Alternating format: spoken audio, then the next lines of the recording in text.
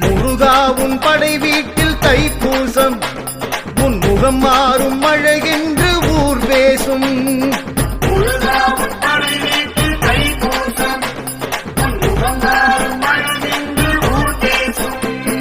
குன்றெல்லாம் இன்று கொண்டாட்டம், உந்தன் தேரோட்டம் எங்கும் வெள்ளோட்டம்.